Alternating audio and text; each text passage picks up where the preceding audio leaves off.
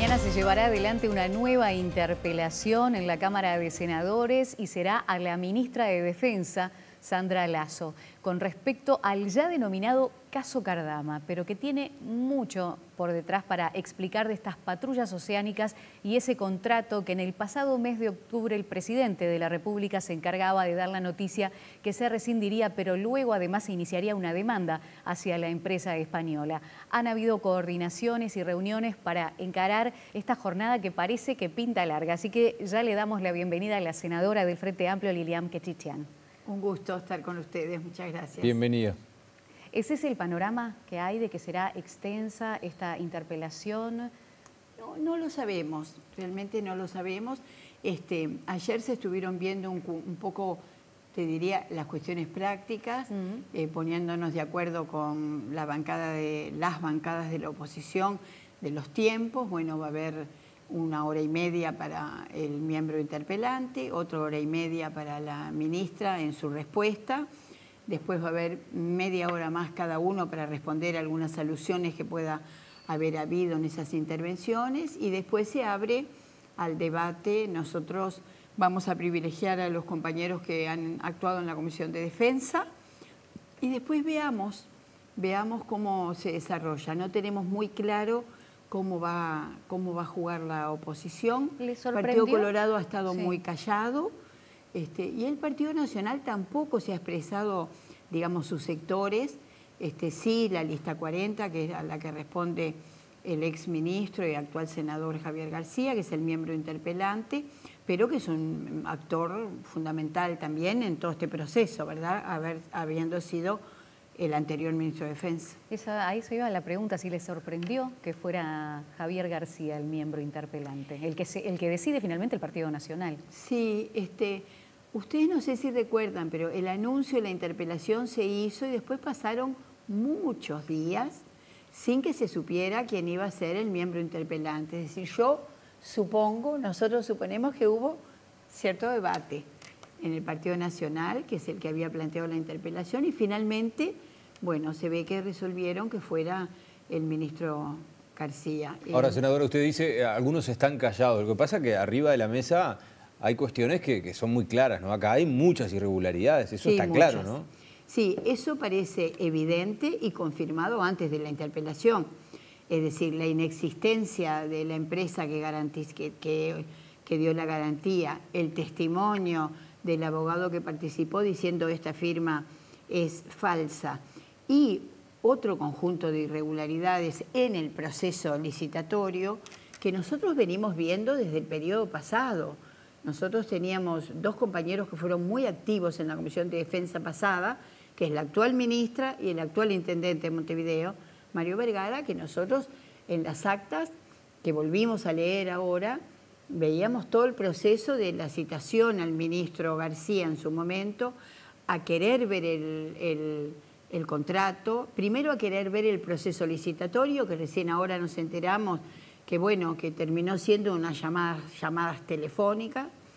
Estamos ante una licitación de gran porte en el Estado, yo creo que la con más problemas de lo que yo conozco, y estoy hace varios años, tanto en los gobiernos departamentales como en el nacional. Fui 15 años en el Ministerio de Turismo, fui 8 años ministra, nunca vi una desprolijidad como ya está confirmada. Bueno, veamos qué es, la convocatoria la hace García, veamos qué es lo que quiere saber de la ministra y ahí empezará el debate político. Con respecto a lo que decía de la información que ya se tiene, había una investigación en curso administrativa, son como varias puntas. ¿Se puede presentar nueva información y conclusiones en el Parlamento? Bueno, si la comisión administrativa, cuando esté terminada, lo que tenemos entendidos es que prácticamente terminó la actuación, es decir, el llamado a declaración de un conjunto muy grande de funcionarios del Ministerio de Defensa. Eso sí va a ser, obviamente, va a ser público y va a ser un insumo en el Parlamento. No sé si mañana, porque no sé si van a estar todos los pasos dados para que la investigación administrativa pueda presentarse públicamente, pero si no será la brevedad, sí es un insumo muy importante. Sí, porque eso también dependerá de lo que surja allí para en esto que usted decía, de que está el propio ministro que fue parte de todo ese proceso como miembro interpelante. Y por otro lado, la reunión ayer estuvo presente Jorge Díaz que estuvo en España y que también hizo una puesta a punto de cómo está la situación. Decía que no hay mediación de ningún tipo. ¿Qué otra información nos puede aportar a cómo se encuentra más allá de la denuncia presentada, de la demanda realizada? No, yo no les puedo adelantar ninguna información. Tampoco Jorge Díaz la adelantó con la bancada, sino que reafirmó el proceso. Estamos en un proceso de juicio. Obviamente se fueron a corroborar algunas certezas que teníamos y se confirmaron. Especialmente hubo una reunión con el abogado que denuncia que fue falsificada su firma. Y ahora hay que esperar al proceso judicial que está abierto, que presentó el gobierno, y esperaremos también a ese resultado. Jorge Díaz estaba ahí porque el presidente de la República lo puso un poco al frente, en tanto su condición de abogado, de buen abogado además, y con mucha experiencia también en las cuestiones vinculadas al Estado, y va a estar seguramente mañana también acompañando a la ministra. Y estuvo este detalle sobre la mesa de que está esa mediación con la empresa no se está llevando adelante y que está en esta situación ahora en suspenso. No, yo sobre eso no les puedo aportar ninguna información. Vamos a esperar mañana la interpelación. Quinchichan, va a ser una interpelación muy interesante porque hay un actor ahí directamente involucrado. De hecho, se puede dar la situación, le estoy preguntando, de ser una contrainterpelación. Es decir, por ejemplo, ustedes como senadores del Frente Amplio perfectamente le podrían preguntar algunas cosas a Javier García. Eso supongo que en algún momento de la interpelación se podrá dar. Y lo otro que le quiero preguntar, ¿cuál es la postura del Frente Amplio en cuanto a las patrullas? ¿La discusión es patrullas sí o patrullas no? ¿O acá concretamente lo que hay arriba de la mesa es la irregularidad detectada? A ver, la ministra tiene un rol institucional que tiene que cumplir. Por lo tanto, la ministra, que además tiene la información más completa desde el 1 de marzo, desde que asumió, va a hacer una intervención en ese sentido. Sin ninguna duda, yo creo que va a haber un debate político en el que ahí sí la bancada del Frente Amplio y las otras bancadas vamos a participar, y no hay duda que hay un actor ahí que es importante y que fue central por los años en los que fue ministro, porque fue el que decidió hacer la licitación, que es el senador Javier García. Veamos cómo se da el debate, pero sin duda debate político va a haber. No, y después lo otro que le preguntaba era si la discusión es patrulla sí o patrulla no, porque eso salió a luz rápidamente cuando se presenta la denuncia. Para nosotros patrullas sí, es decir, son necesarias, eso no hay discusión. Bueno, ahí se cae un argumento de la oposición. Veamos cómo, veamos cuándo y veamos con quién. Con respecto a la empresa y a la situación en la que está, tal vez se encuentra en la misma situación de no poder avanzar, pero hay posibilidades porque se habló en un momento que desde Galicia, desde el lugar en sí, como medida país también buscaban que de alguna manera se generara un consorcio o sostener a esa empresa para que pueda hacer frente a ese contrato, para que el país tampoco quede mal parado. ¿En eso se ha avanzado? ¿Se puede de alguna manera llegar a acuerdos dentro de España para que Uruguay pueda seguir adelante con eso? El país hubiera quedado mal parado si no hubiera reaccionado ante la presunción de un fraude o de una estafa, como quieran llamarle. El Uruguay no va a quedar mal parado, tiene una historia. Podés tomar agua tranquila, Lilian, podés tomar agua tranquila. Sí, con respecto a eso, lo que en su momento nosotros tuvimos aquí al subsecretario de Defensa, nos hablaba de que los astilleros en España, más allá de no Uruguay, sino España propiamente dicho, y los astilleros allí en Galicia, estaban preocupados en plantear de alguna manera un plan que pudiera sostener a Cardama, que ya sabían, por lo menos nos empezamos a enterar después de todo esto, que habían marcado preocupación en el sector porque tenía deudas con un banco importante en el país y demás, y porque estaba teniendo una situación más compleja, y que los astilleros y las empresas allí dedicadas a este mismo rubro podrían de alguna manera sostenerla a la empresa y nosotros poder seguir adelante con este contrato. ¿Eso es así o finalmente no va a avanzar por ese lado? No, eso no está presente sobre la mesa. Ustedes tengan en cuenta que estamos hablando de una empresa que el mismo día que se enteró, que ya sabía que había presentado una garantía falsa, que el mismo día que se enteró que iba a haber una conferencia de prensa del gobierno uruguayo, llamó para decir estoy presentando una nueva garantía y era con la misma empresa. Es decir, hay irregularidades y reiteración de engaños, diría yo, muy fuertes.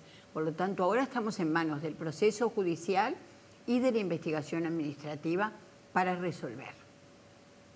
Con la interpelación hablábamos de la posibilidad de la sorpresa, decía, hubo una negociación dentro del propio Partido Nacional y la sorpresa que decían, o por lo menos la demora que hubo en designar al miembro interpelante. ¿Cómo lo leen ustedes a Lilian Quechichán política? ¿Cómo lee esa decisión de que el ministro involucrado sea el que finalmente el partido dice, vaya usted a ser el miembro interpelante? Y bueno, yo creo que sí, que fue así. Le dijeron, este tema es tuyo, hacete cargo. Me da la impresión que fue así. Bien, senadora, está aquí, hay algunas cuestiones importantes ya prácticamente en el cierre del año que me parece también le podríamos consultar. Se acaba de aprobar el presupuesto quinquenal. Sí. ¿Cuál es la sensación que le...? Mucha alegría. ¿Sí? A pesar de que hubo algunos actores que no estuvieron de acuerdo. No, pero la votación es absolutamente contundente. 82 votos a favor y 17 votos en contra. Para una fuerza política que no tiene mayoría en diputados, es un éxito político muy, muy grande. Así que estamos contentos, en primer lugar, porque el gobierno y el Uruguay tienen presupuesto. Y eso se va a empezar a ver enseguida del 1 de enero del año que viene. Ese te diría que es la síntesis más importante de este año. Bien, el Frente va a poder cumplir con sus promesas, con lo que se planteó en la campaña electoral. Todos los compromisos que el actual presidente Orsi hizo como candidato en Colonia en septiembre del 24 están contenidos en el presupuesto. Bien. Es decir, nosotros aseguramos que la mirada que compartimos con la ciudadanía de lo que queríamos hacer, saquemos del medio que después nos encontramos una realidad muy diferente en lo fiscal, en las deudas que tenía el gobierno, en los números en rojos que encontramos, en un déficit fiscal que en vez del 2,8 era el 4,2, en aportes de las empresas públicas que debían hacerse en el 25 que se habían adelantado para el 24. Hay un conjunto de cuestiones que cambiaron nuestro escenario. Lo que no cambió es el compromiso con la gente, lo adaptamos. Ahí dijimos que el foco estaba en la pobreza infantil y ahí va a estar, ustedes lo van a ver en el presupuesto, el foco en los niños, las niñas y los adolescentes, con 50% más del bono crianza, con un bono escolar que ya adelantamos este año a las escuelas de quintiles más pobres, pero que el año que viene va a ser para todos los niños, de 2.500 pesos para iniciar las clases, porque nos encontramos con una realidad que no éramos conscientes del ausentismo en la escuela. Nosotros veníamos hace muchos años, ya nuestros gobiernos, teníamos un problema a resolver que era el abandono, la no continuidad y el ausentismo en secundaria. Pero en estos 5 años pasados se profundizó eso en primaria. Y a partir de tuvimos la pandemia, ¿no? Después de la pandemia se profundizó. ¿Más todavía? Sí. Después de las vacaciones de julio empezaban a mermar los niños, especialmente en las escuelas de zonas más desfavorecidas. Entonces, ahí teníamos que tomar alguna medida.